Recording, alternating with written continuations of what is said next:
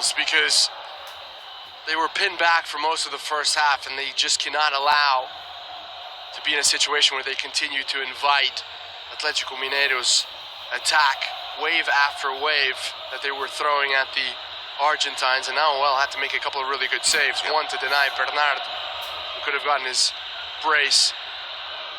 So they need to make Gallo uncomfortable. Ronaldo Cruzado on the far post, trying to connect with Santiago Vergini, but cleared away. By the way, if you're wondering why they're playing at the Estadio Independencia, home of América Mineiro, is because this is 2013. Is this a penalty here? My God, Mateo is all on the back. Yep. Nah, Tardelli goes down far too easily. But you were saying Estadio Independencia is the second big stadium in Belo Horizonte. Obviously, Mineiro is number one. Is this one trying to surprise Victor? No issues there by Milton Casco. But this is 2013. Brazil World Cup was 2014. Mineiro undergoing some renovations to get it up to speed, the FIFA standards for the World Cup. So Mineiro's home stadium, Estadio Independencia, used by Atletico Mineiro for the Libertadores. Ooh, that should be a card. América Mineiro, which is the club that now counts on the services of Guilherme, who's on the bench for Atletico Mineiro in this game.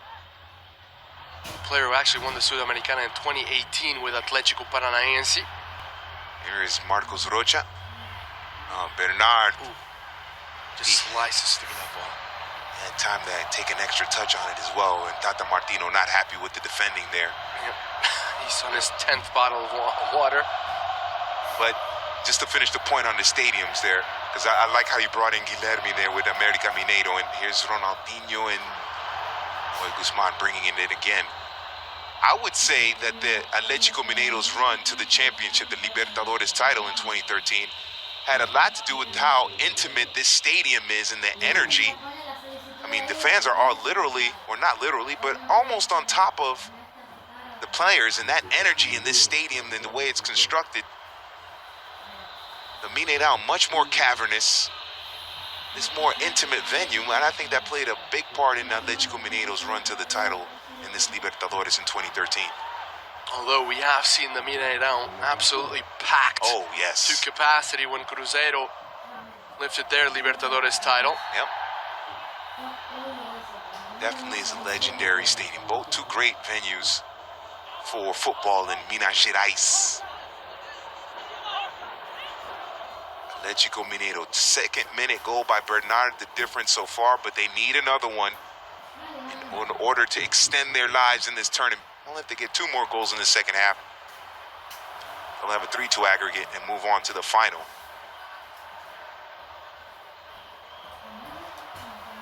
Diego Tardelli trying to filter it through. Of course, for a long time, Cruzeiro, the arch rivals of Atletico Mineiro, with a couple of Libertadores, so they were trying to at least pull one back so that in the bars in Belo Horizonte, they have something of an argument as to who's the better club.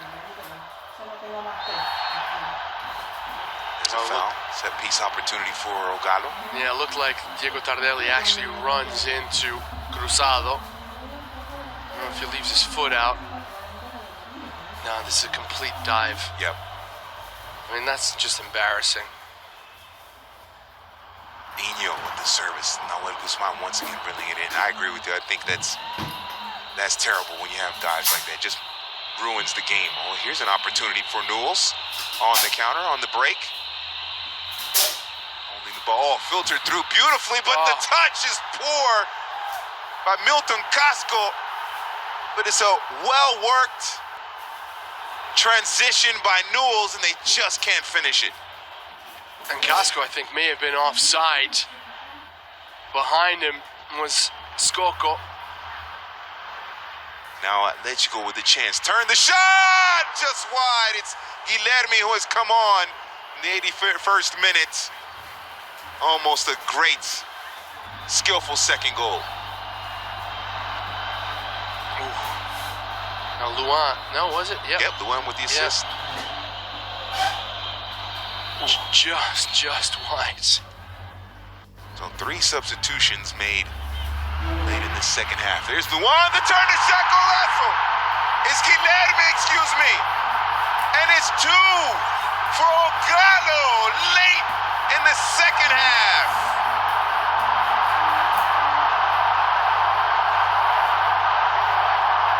Just 4 minutes after checking in, the ball is bombed up back into the box. More in hope than expectation by Luan.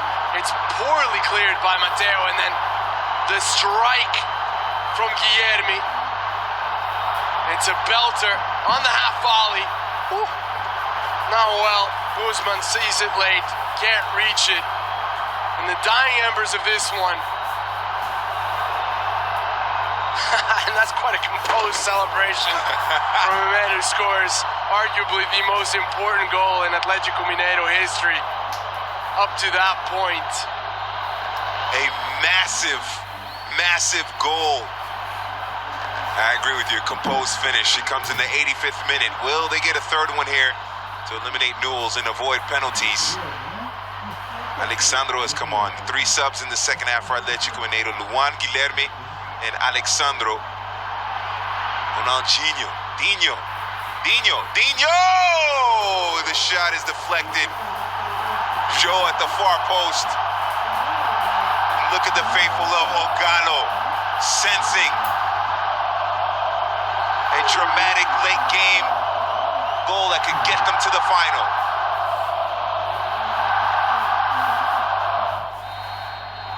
Corner kick here. Dinho. Near post. Casco is there. Guzman as well, and the shot from long range is no threat to the goal of Newell Guzman. Tata Martino just wants Guzman to slow this down because this is a ravenous crowd in the stands, a ravenous team. A substitution here to burn some time. Looks like Horacio Orsán getting ready to come on. How incredible is that? It's almost like a religious experience. It sure is. In this competition. Here's the goal again. He takes a look at the frame of goal just before he puts his foot through it. Hits it cleanly. Nothing the goalkeeper could do about it. That one, 85th minute, so the faithful of Ogalo were getting worried. They were getting nervous.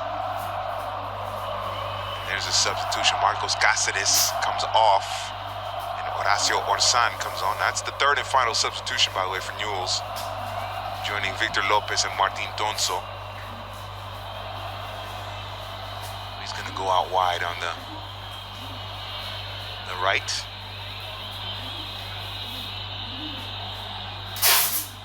If Newell's can get a goal here, whoa, they will completely break the hearts of Ogalo. There's an opportunity here.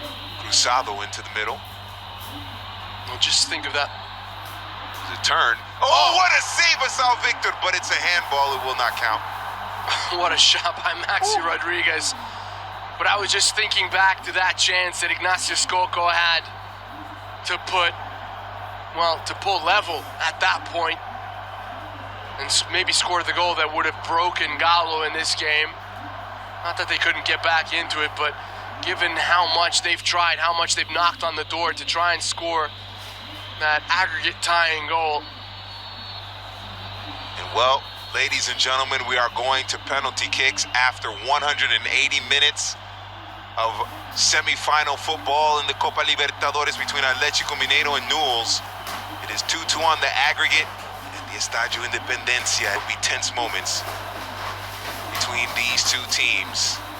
And the first penalty kick taker, the squad with the red, or with the black and white striped shirts, is going to be Alexandro up against Newell Guzman.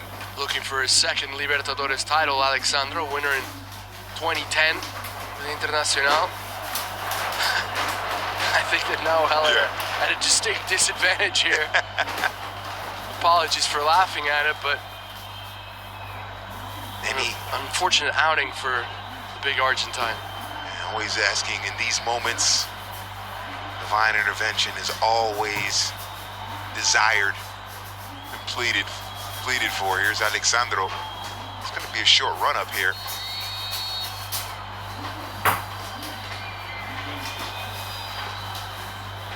Alexandro does well. Guzman guessed correctly. Alexandro buries it, 1-0. Kuka is happy. Alexandro is fired up. That's well taken. Just drills it into the upper reaches beyond the frame of Guzman. Alexandro Barbosa Feliciano buries it. And then, oh, this is sweet. Ignacio Scocco, Nacho Scocco. Panenka making it 1-1. This was half Panenka, half shot because he hit it with a lot of power, but executes it well. 1-1 at this point. Guilherme, the man that equalized, sent this affair to penalties, stutter steps, and puts it in the same place Alexandro did. He is hit with brilliant confidence, isn't it? Practically no backlift, and yet gets so much power behind it, right into the back corner of the net. 2-1 for Ogalo, Santiago Berhini, and he buries it very calmly, the big central defender. 2-2. The winner of this go on to take on Olimpia in the final. Not much of a run-up from any of these penalty kick takers. And finally we get one with a good run-up here in João. João Assis Alves de Assis Silva, but he missed it wide. Hope for Newell's. Goalkeeper went the wrong way, but João just puts it wide. Oh. Takes part of the turf with him. Look at the reaction of Maxi Gomez and Nacho Scocco.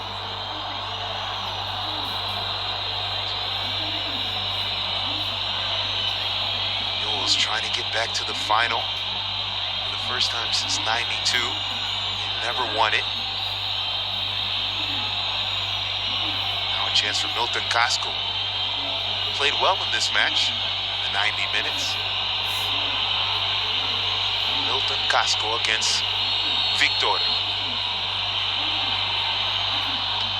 Oh, he missed it. Struck it off the 90-degree angle there of the crossbar and the post. Well, you can see when he is about to hit that. You see how he leans back into his left side. Not only does that dictate exactly where he's going to send the ball, but it tells you that it's going to go high. And off the crossbar. What about that exchange of emotions? And one spot shot, Newell's is celebrating. It is a cruel way to finish a game. It sure is. Here is Richarlison. 2006 loser with São Paulo. Loser of the Libertadores, of course.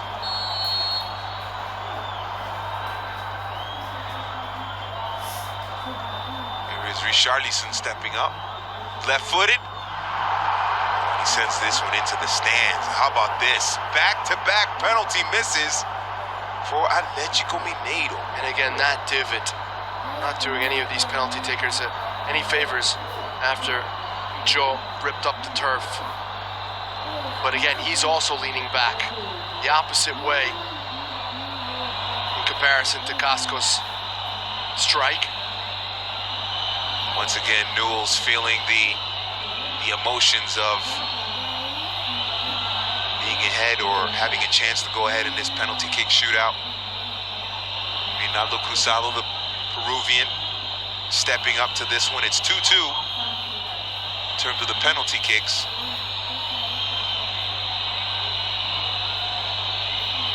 Speaking of Cruzado. Yeah.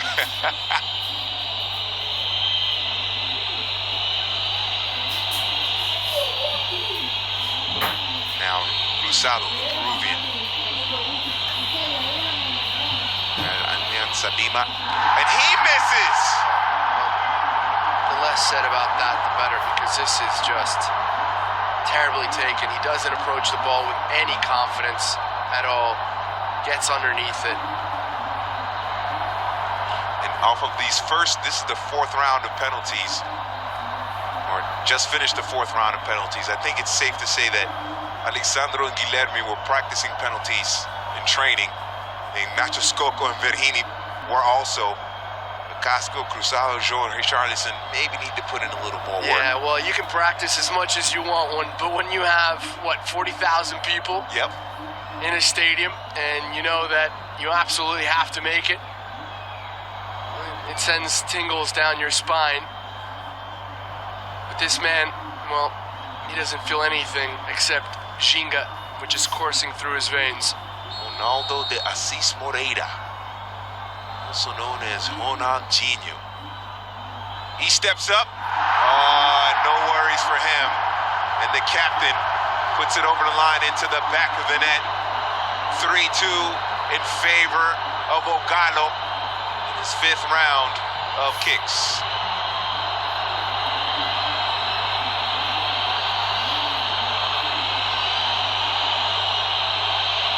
Look at the composure, the calm. He's been in so many big games, World Cup finals, Champions League final. This is not going to bother him. Now, Maxi Rodriguez. Well, he's been on the big stage as well. Yep. Maxi Rodriguez steps up, and he's denied by Victor. And Ogalo move on to the Libertadores final. And there's a reason they call him São Victor. A huge save, and Atlético Mineiro are through to the final. Telegraphed it all the way. Maxi Rodriguez, but a big save nonetheless. A big moment, historic moment for Galo. São Victor, for the rest of his life, will not have to worry about buying food, drinks, groceries, whatever. Whatever he needs in Belo Horizonte, or at least on the Atlético Mineiro side, he won't have to worry about it. Brilliant save to deny Maxi Rodriguez. And Ogalo would go on to win the Libertadores.